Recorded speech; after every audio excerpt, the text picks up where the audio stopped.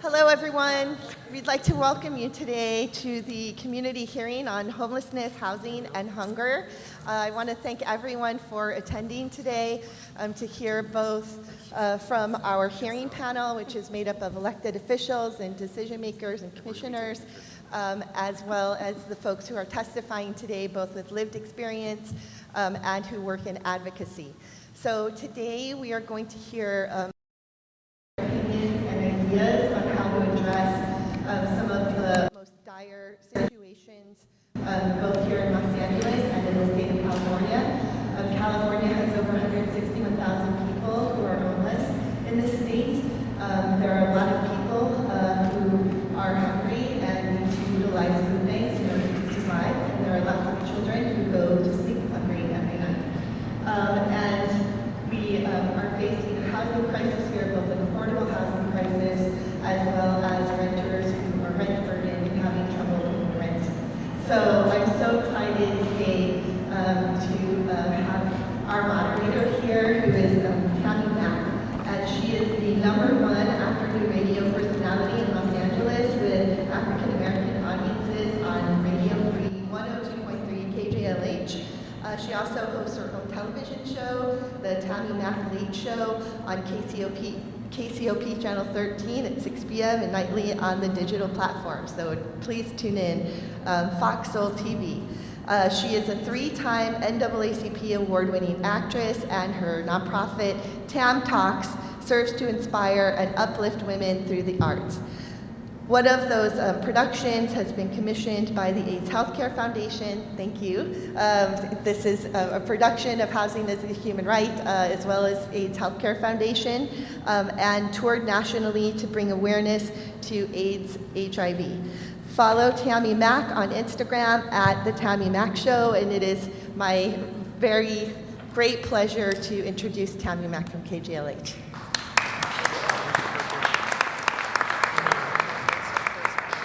Hello, everybody. We live in such a new world now. I'm from the South, and you know, we are like we're so hospitable.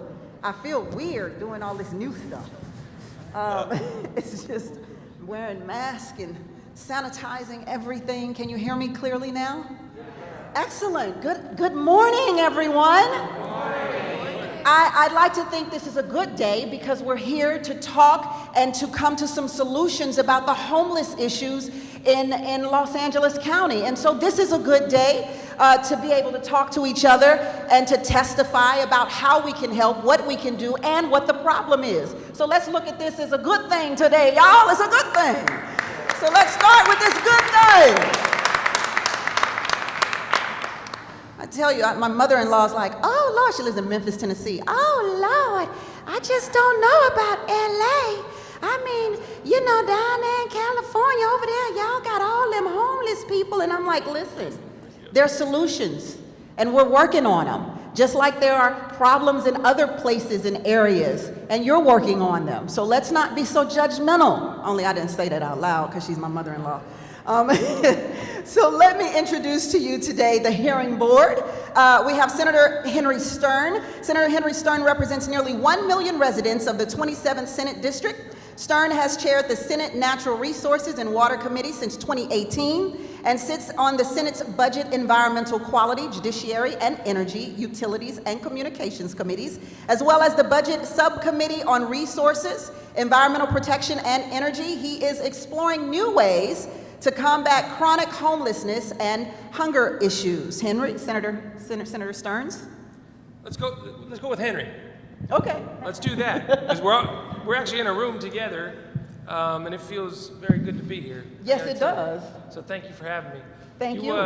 Do you want me to say something? Yeah. Say a little something. Oh, this is the opening monologue. This is the opening monologue. All right. It's your time to shine, Henry. I'm on with the DJ though. I'm nervous with a radio host to prompt me. I don't quite have. That's okay. Just think in your mind. I'll never be as good as her, so just do the best you can. I'm nervous. I gotta tell you. All right. Let me just humble myself then, and I'll shoot for 3.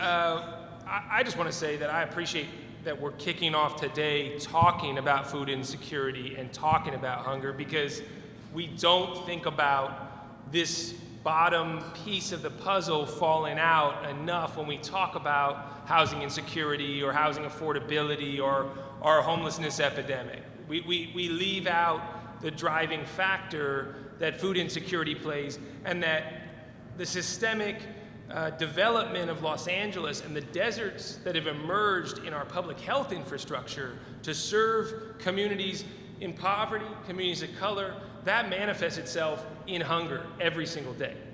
We are the epicenter of the hunger crisis in the United States of America in terms of quantity, and you may not realize that walking around every day, or maybe you do, and you don't think of it as hunger. Even in the most seemingly affluent slices of our society, you'd think UCLA students, the top of their class in high school, living in their car, maybe getting a meal a day. Our food banks are no longer, through this pandemic, we realize that infrastructure is not just for people on the streets, but it's for people who are so close to that edge that we're looking after today, right? It's so close to falling off that cliff. And the only thing there to catch them is this incredible infrastructure that I hope we're going to hear from today. You know, our regional food banks, from a state perspective, they've been backbone for us to get through this crisis. And I think the fallout of this pandemic would have been a lot worse for seniors isolated at home, for students and young people who are displaced, as well as for the unhoused, our unhoused neighbors. And so, you know, with that infrastructure in place, plus a new investment in CalFresh and our SNAP programs, we're making historic investments at the state level right now. I mean, we've never actually endeavored to tackle the problem with this speed and scale before, but I truly think that here in LA County, we've got the apparatus to get it done. The faith community plays a huge piece. Obviously, the county workers who are out there sussing out the problems, our IHSS and social workers on the front lines detecting the issues. If we kind of integrate all those services, so you just need to walk into that one front door that feels comfortable to you. And it may be your school down the street. It may not be a county office. It may not be going to a traditional social services agency. We got to meet people where they are when it comes to hunger, and we got to destigmatize that issue, because the long-term public health impacts are a form of systemic racism, period. You have to say that, because the numbers don't lie. The numbers don't lie in the impact. And you can talk about the cause, but the actual outcomes and the disparities are completely unignorable. So I'm hoping we make a dent, and we hear from some brilliant folks here today. But Tammy, thank you for giving me the chance to join you. Thank you, Senator. Yeah. So Mayor Sue Himmelrich has represented the city of Santa Monica since 2014 and was recently elected as the mayor. She has advocated for affordable housing in Santa Monica, spearheaded the POD program to keep recent controlled apartments, or rather rent-controlled apartments. She's a champion for our homeless community, working for several years with Western Center on Law and Poverty. Mayor Sue. Thank you. Ditto what Henry said, but I know we're having 3 programs on hunger, homelessness, and housing, but the truth is they're all part of the same program, which is the wealth inequity in our culture. And you can't really separate them. We have a program for minimum income that creates minimum income for seniors living in rent-controlled apartments. And I always say we help them so they don't eat cat food at the end of the month, because basically you shouldn't have to make a choice between eating a meal and paying your rent, or paying your rent and a doctor bill. 25% of the children in this state go to bed hungry every night, and that's even with all of these programs we're doing. But we have unhoused children. And so we say housing is a human right. Well, I think you'll agree that food is a human right.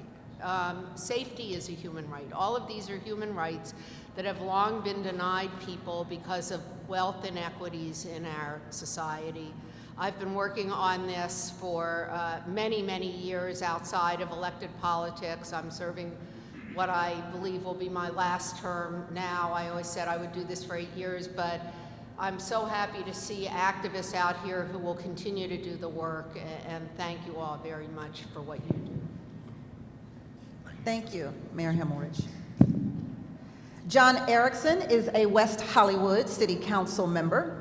West Hollywood City Council member John Erickson's advocacy work includes serving a national board member of the National Organization for Women and president of the ACLU Southern California. In 2017, he became Governor Brown's appointee to the California Commission on the Status of Women and Girls and served as an organizer for both the Resist March and the historic Women's March Los Angeles that year. He serves on the board of the Women's March Los Angeles Foundation and is championing hunger and housing issues within the city of West Hollywood. John? Thank you so much. Hello, everyone. It's so great to be here with you all. My name is John Erickson. I'm sorry I sound like Harvey Fierstein for the moment. I want to say, as the youngest member of the City Council, recently elected, hunger and food insecurity is a really deeply personal issue to me because that's exactly how I got started in activism way back when in Ripon, Wisconsin, with my grandmother who ran our local food pantry. Ripon, Wisconsin is the birthplace of the Republican Party. I like to call it the Abe Lincoln Republican Party, but we'll diverge from politics for that moment. But she always told me one thing that's always stuck with me. A fed community is a happy community. It never mattered who walked through that door, no matter who it was. It's a very small town, so we all knew each other.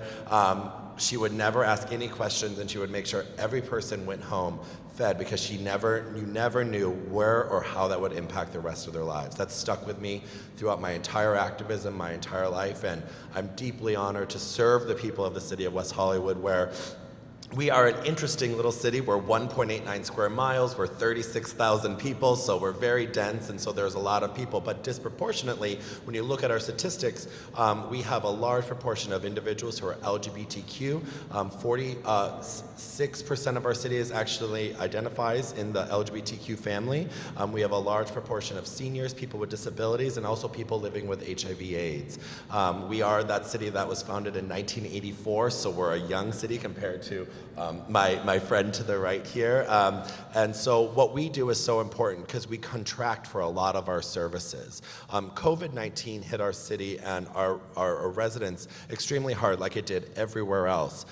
We were having our food delivery service programs at triple the capacity. Right now, this past Monday, we got an update from Project Angel Food, who we've always contracted with for many of our residents who rely on that. I deliver meals with Project Angel Food with our Mayor Lindsay Horvath, who you will see later today, and talk to our residents, and they are really always scared about where they would get their next meal. And that's important. Right now, they are at 136% of their goal based on our last report. And if you look at where we are and then where we were in the pandemic, that number has come down a little bit, but when it was in the middle of everything, they were getting an influx of city cash and resources because the need for drivers, people to pack the food and everything that we did was quite incredible. We also contract with Seeds of Hope as well as other regional food banks. SOVA unfortunately had to leave our city, but now I'm really happy they'll be back after the pandemic in our Kings Road Park, giving food out to a lot of our residents. This is something that also I, as a younger individual, although I identify as much older when it feels when you serve on a city council, I know what it's like to not be able to pay for groceries. I know what it's like to have a good nonprofit job. I'm very honored to work for Planned Parenthood Los Angeles here, but I know what it's like to have to say and put things back on the shelves. And I know what that's like for 50% of our city who is under the age of 40. They too have high rents, housing issues. They're afraid of becoming homelessness, especially after the COVID-19 pandemic, where we saw a large amount of people fear where their next rent payment would come from. But all these issues are connected. All these issues are intersectional, and it's something that we have to approach very carefully and diligently to not only ensure our city services are going to those most in need, but also to those people who, in my opinion, are afraid to ask for help. I know many of my friends who will eat ramen at the end of the day, and that's all they'll live on, and they'll go to work and they'll do everything, and they don't know where they're going to get their next meal sometimes. So we continue to partner with JFS Nutrition and all of our other social service contractors is super important to the city. That's how we do a lot of our work, and so really looking forward to today's discussion and hearing, and always open to making sure you all know, as providers and individuals who are experiencing this, where you can go to in the city of West Hollywood to provide services or to be a part of the services that we provide. Thank you so much. Gotta love those grandmothers, huh, John? My grandmother and I gave food to the homeless as well. So when you said that, it immediately took me back to Ebenezer Methodist Church in Houston, Texas, where we were handing out food to the homeless. So, My grandmother and I would go do that, and then we would be a part of the Harmonica Rascals, where she played the harmonica, and she taught me to play the harmonica afterwards. So it was always a fun time at the Ripon Senior Center. Yeah, gotta love those grandmothers. Nichelle Henderson is an academic faculty advisor and teacher lecturer at a California State University, Los Angeles. She's a leader in the California Faculty Association, CFA, SEIU, 1983, where she is the CSULA chapter vice president and member of the statewide bargaining and representation teams. Nichelle is working on hunger and housing issues on the board level of the Community College District. Hi, Nichelle. Thank you, Tammy. Good morning, everyone. My name is Nichelle Henderson. I am a trustee on the LA Community College Board. We have 9 colleges, and we educate just under 200,000 students annually, which makes us the largest community college district in the free world. The community colleges, especially with the onset of the COVID pandemic, we know all too well the ever-increasing struggles of our students as they deal with overcoming food insecurity and housing insecurity. In an effort to overcome that, the community colleges, we offer food pantries at our campus, at our colleges, as do many others in the area. LA County is a feeder for LACCD because we have 9 colleges. We have food pantries. During the COVID pandemic, our foundations hosted food drives and food distributions where we had grocery stores and other outlets that provided fresh foods and vegetables for our students that we gave out. We understand that it is not, that the solution to overcoming food insecurity is a larger issue, as been said.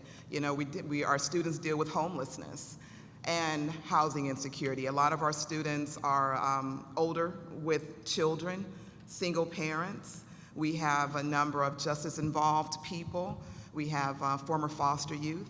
So we deal with people that have issues that go beyond being unhoused and not having sufficient food. So when we think about food insecurity, we're really literally thinking about not having adequate food, but our students deal with hunger.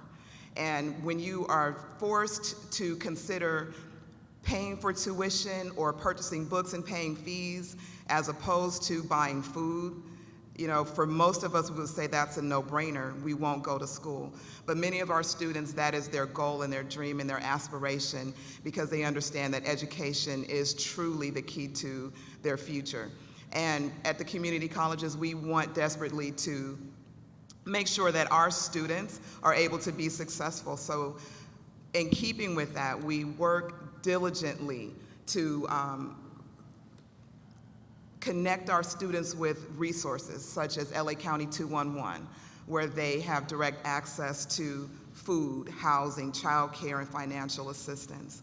We, again, understand that there's no one-size-fits-all for any human being. Many of our solutions have to be individual-centered as well as community-centered.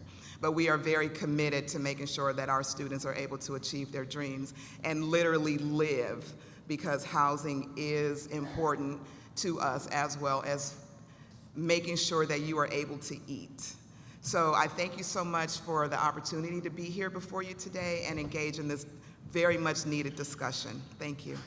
Thank you, Nichelle. The Reverend Pastor Kelvin Sauls is an ordained elder in the California Pacific Annual Conference of the United Methodist Church. He is the former senior pastor at Holman UMC on the City Commission of LAHSA and currently serves as director of interfaith initiatives at Community Health Councils in Los Angeles. And I know all too well, Pastor Sauls and I have worked together on sending food to Houston for Hurricane Harvey in 2017. So we've worked together on hunger. So please, Pastor Saul. Thank you, Sammy. Hope for Houston, that's what it was called. We had a great time with that. Good morning, everybody. It is indeed a joy for me to be here. Let me start off by just, expressing appreciation to the team and staff at Housing, is a Human Right, and our folk at the AIDS Healthcare Foundation, for convening us as they continue to coordinate, how we can creatively but intentionally respond to the challenge of housing and food insecurity. I serve as a proud board member, of AHF, and so it's just great to be able to be a part of that group of righteous rebels. If you, like me, you've had to adjust to Zoom and meeting virtually, and I know we all have our stories about that, but probably the one that's the most frustrating to me is the one where, you start talking and then you realize that you've been muted or you haven't unmuted yourself. I mean, I'll be talking up a storm, and then, when I get a break, somebody said, "Can you unmute yourself?" I'm like, oh, man. Well, today is unmuting time. And it is about the amplification of voices. For too long, have the voices that seek to talk about this epidemic before the pandemic, have these voices been marginalized and muted.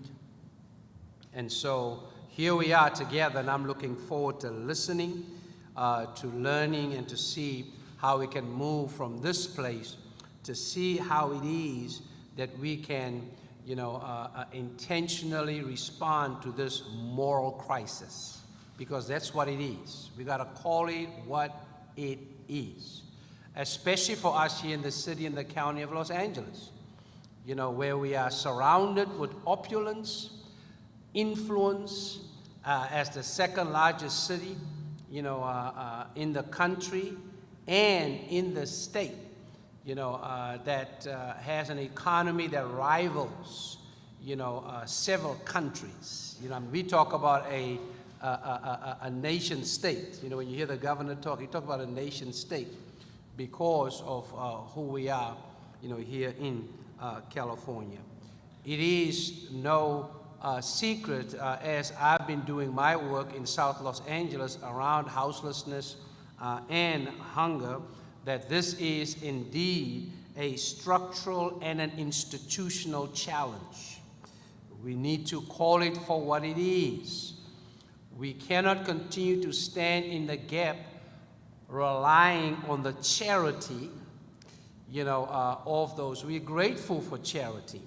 What we need to move towards is policy and systems change, because people don't decide to become homeless. It is not an accidental experience to one day wake up and you don't have adequate food to consume. Right before the pandemic, as we gathered folk in the Manchester, Broadway, community of South Los Angeles to begin to do focus groups about what's going to be your number 1, 2, 3, 4, 5 concerns, as we prepare ourselves for the onset of COVID-19. The first 2 concerns, priorities, were food insecurity and houselessness. And so we had to begin, to organize ourselves as to how do we respond, with those 2 or to those 2 challenges. These challenges, the small crisis is multiracial, even though here in the city and county of Los Angeles, we know that it affects black people more than any other population. Just look and see, at the statistics, and the Los Angeles Housing Services Authority has done the research on that with the task force on homelessness and black people. It is generational. It ain't just young folk that are hungry or houseless. It's also our elderly and everybody in between. It is regional. It's not just urban, it is rural. It's hitting the suburban areas and so many other spaces and places where we find our sisters and our brothers. And so I hope that our conversation, our listening today as we are being unmuted, will help us to see how we can come together and build liberative relationships and partnerships to see how we can disrupt the drivers of disparity that continues to feed the root causes of housing and hunger insecurity. For me, it is a spiritual matter. My spirituality is one that centers around the least of these. And so we start with listening to, learning from, and leverage the insight of those who have the lived experience and are the closest in proximity to these two challenges to see how we can listen to the most affected as we look for strategic and long-term sustainable solutions. I look forward to our time together and to listening and learning with you as we continue to fight forward in our unmuted disposition of what needs to be done. Thank you. Thank you, Pastor Sauls.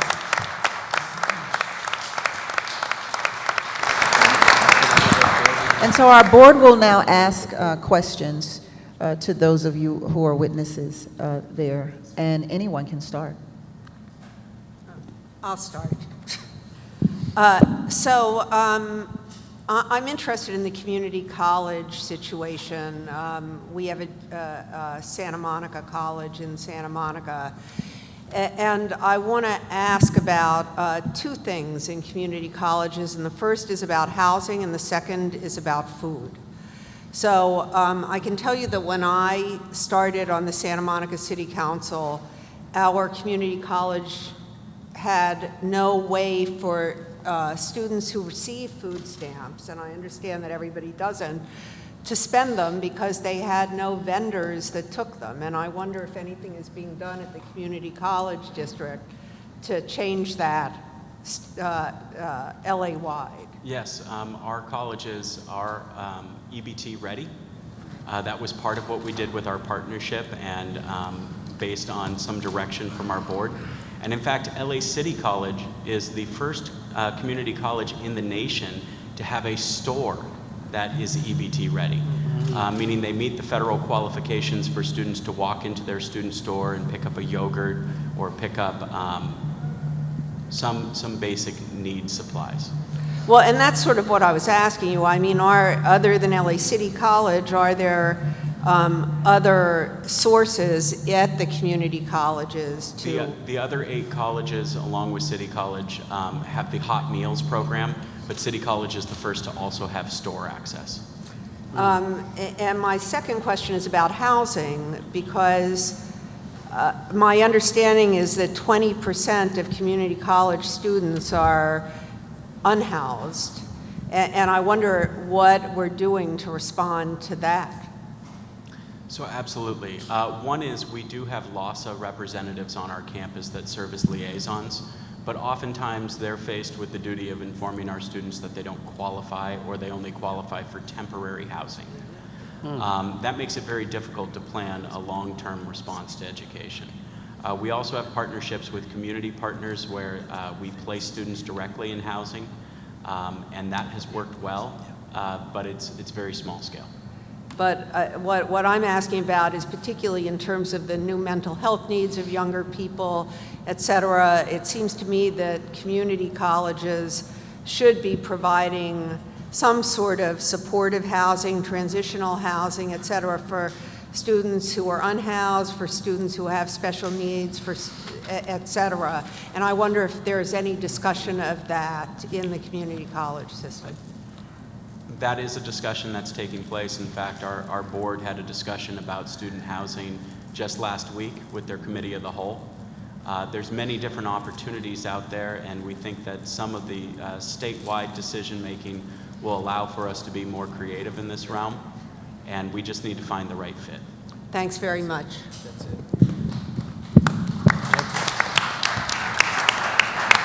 You want to go? Pastor, do you want to jump in? No, go ahead. I'll go. Okay.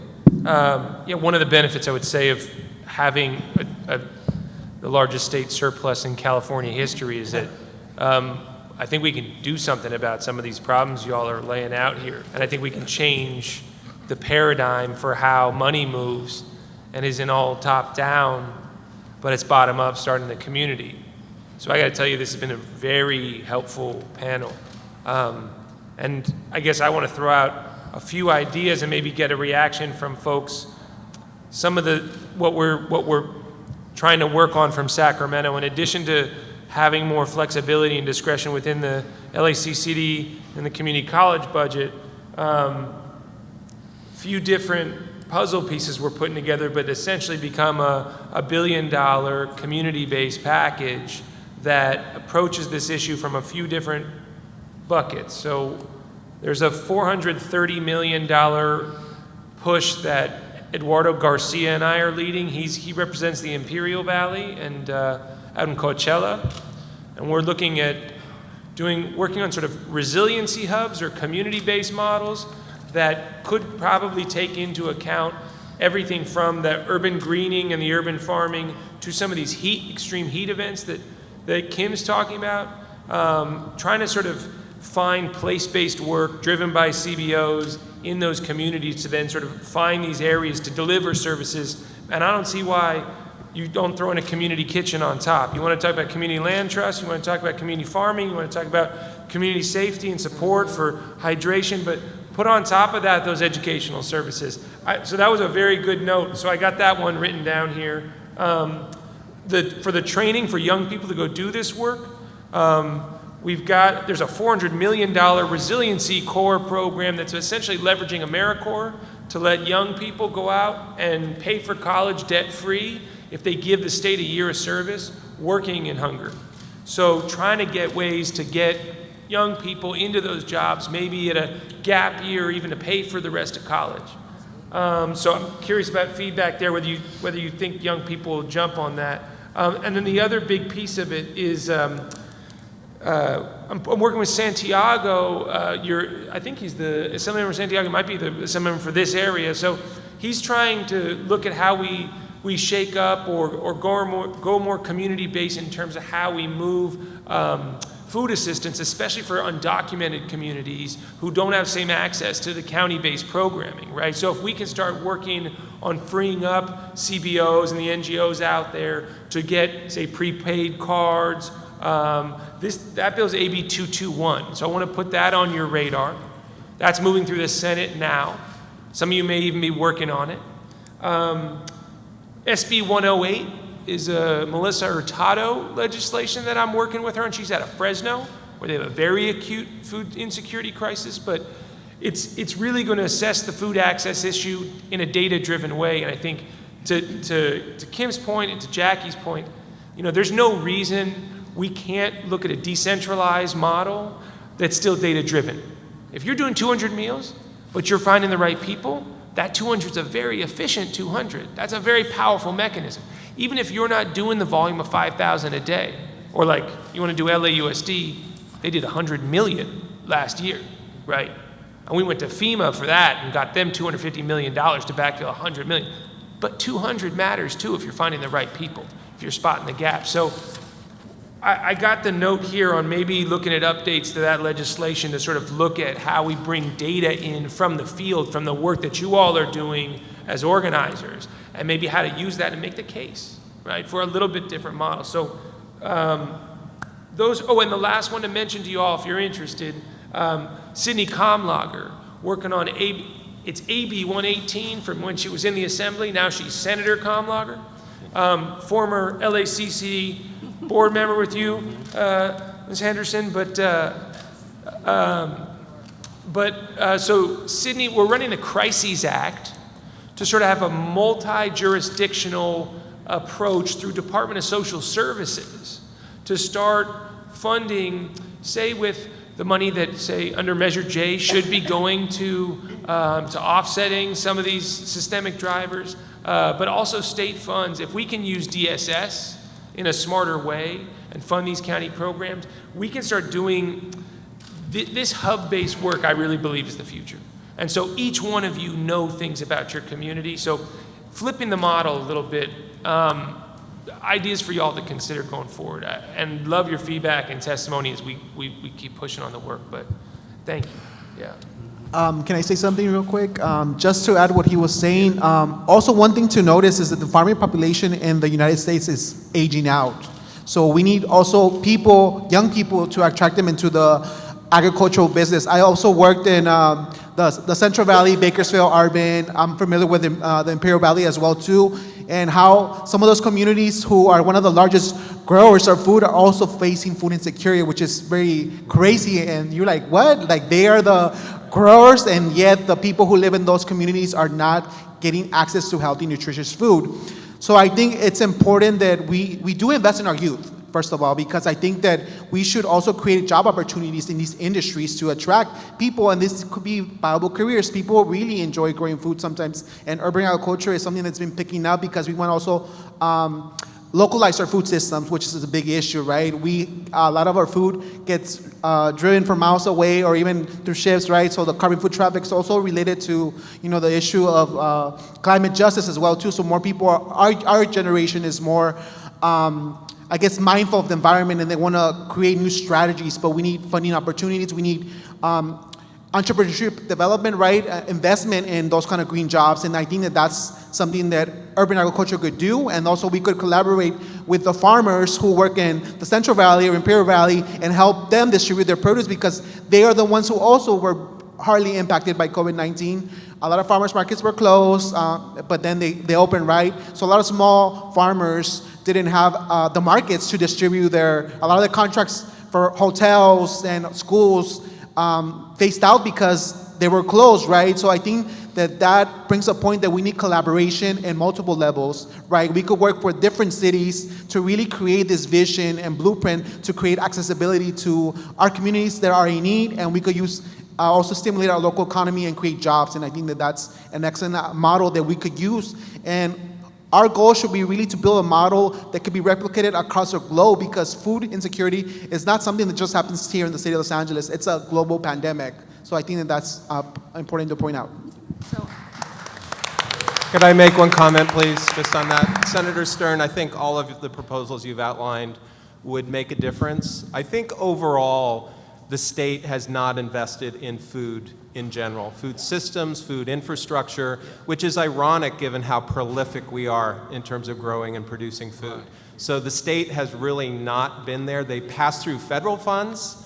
They've done a little bit with state general fund, but not a lot.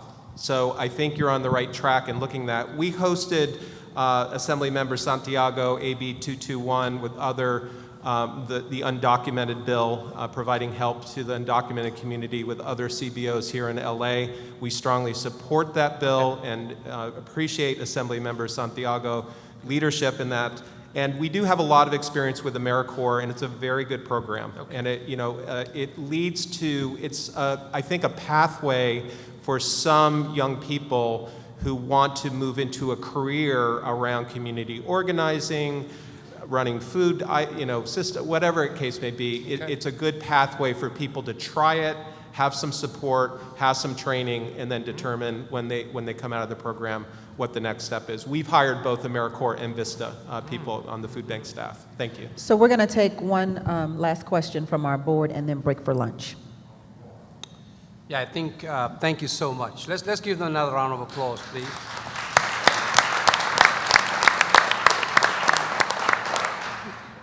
I think one piece that really stood out to me that we would want to explore further in some form or fashion is how do we be intentional around tackling food and housing insecurity by way of proximity.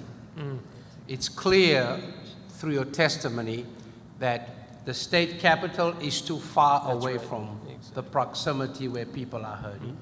It is clear that the county supervisor's room is too far away from where people are hurting. And it is clear now that city halls across the county, they are too, far away from where people are hurting. And so proximity becomes very, very powerful because it invites us to really, listen to those who are directly and most affected by, food and housing insecurity. And so having said that, I think the key piece around how to bring those who are in close proximity to these two crises, how to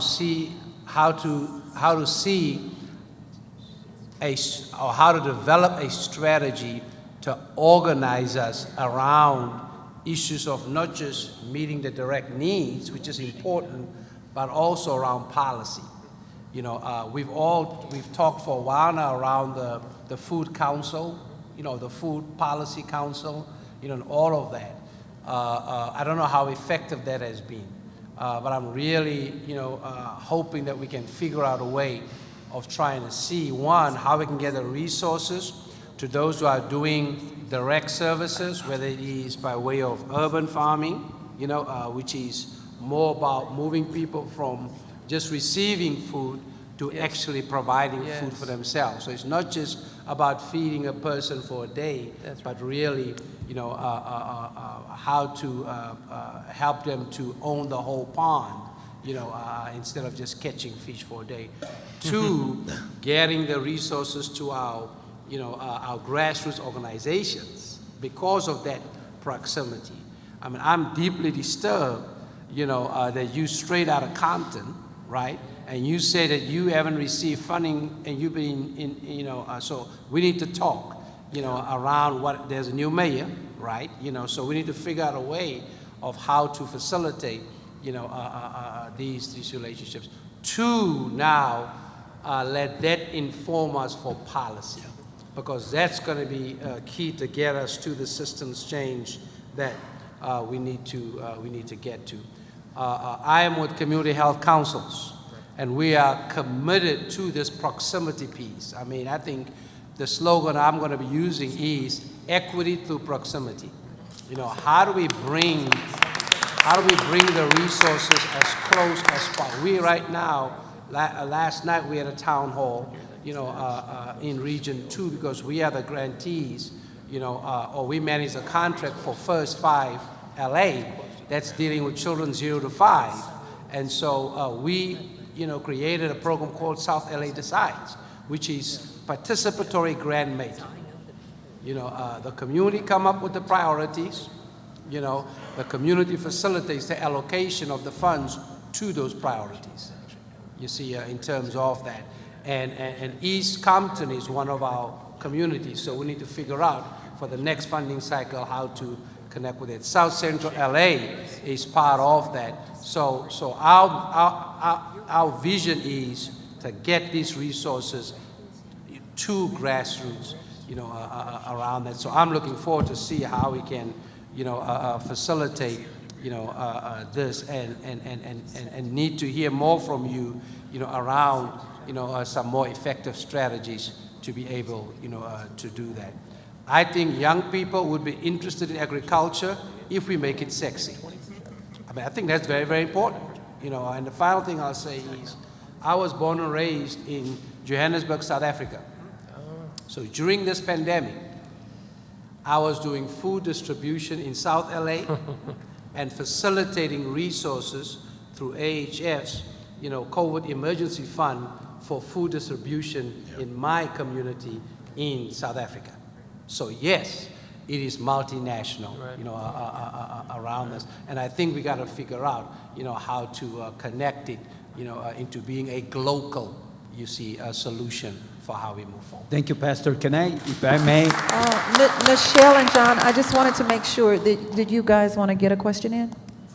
I just wanted to say one thing before you go, if I may. It used to be called the Greater West Hollywood Food Coalition.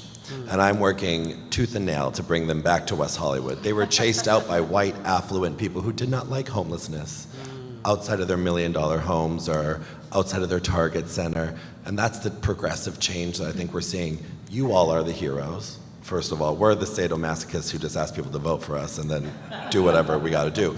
But the important thing is that COVID showed us that that COVID didn't break the system. The system was already broken.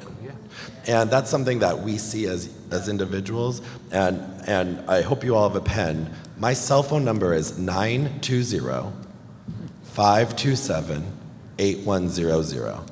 I don't know many people who give out their personal cell phone numbers, but if you have an idea, if you want to talk about something, give me a call, text me. My email is erickson@weho.org. West Hollywood gives tens of millions of dollars to our social service agencies because we're a contract service agency. So we give it to the grassroots. We started a coalition with Trans Latina Coalition, Trans Can Work, all of these organizations because of our specialty of who we are as a city. So we've created this model. That's how we've always been because of who we are. But if you have an idea, you want to talk about it, our job as electeds is to connect you to the resources with the funding, state, local, wherever. We've got an amazing mayor here from the city of Santa Monica and an amazing trustee here who does more than I could ever do in an entire day. But that is our role, because our role is to make sure you who do the work have to do it. And any elected official should have to go to a food shelter, one, and hand out food, take public transportation to and from work for a solid month, and then 3, try to live on food stamps and food insecurity measures to feed and house and to feed themselves and their families. And if you do not do that as an elected official, you cannot speak about the policy. And if I can't speak to that, I need you. And we need more people who listen to you. So that's all I'm going to say. Right on. Right on.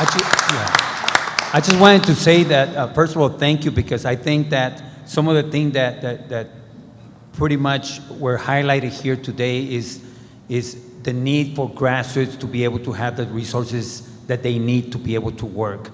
I tell you, the grassroots, the people, the community leaders have some of the most brilliant ideas to resolve a lot of these problems. The problem, the number one problem that all of us have working out there in the front lines is the lack of resources. We don't have the tools that we need to be able to do that. I will die to be able to have a warehouse that we can be able to have, stored stuff in there and mobilize whatever the needs are throughout our communities. Right now, we identified 7 hot spots in Southern California, food deserts, that people literally have to drive miles away just to be able to get to a grocery store. That should not be happening. We should be able to have mini markets where people will be able to walk to the corner and be able to buy vegetables. Things like this, we have the ideas, we need the resources. Thank you. Go ahead, Nichelle. So Nichelle is going to wrap us up here. Thank you. I don't have a question, I just want to make a comment. Ms. Venners, I heard about your situation just about 45 days ago, and I've been offended and just pissed. It really was a travesty.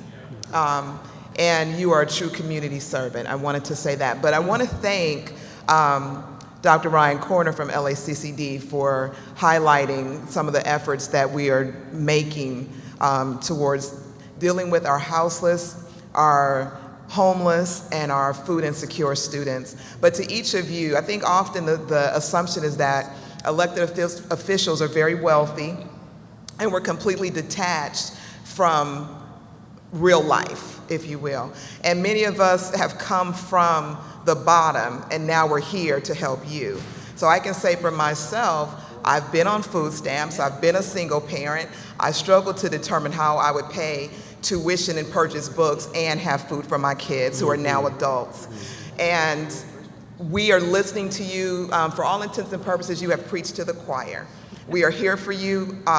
Please reach out to us for assistance, because it is our job to be connectors for you, to connect you to the services that help you do what you're doing better, because we don't know. We're not there with you on the ground in the grass. So just thank you all for being here, and thank you for your testimonies, because I think what you've done is burned a fire under each of us to recognize where we need to do better and do more in our own specific jobs. So thank you very much. Thank you, everyone, for your testimonies. Thank you to the board, and thank you to AHF for the community hearing homelessness, housing, and hunger.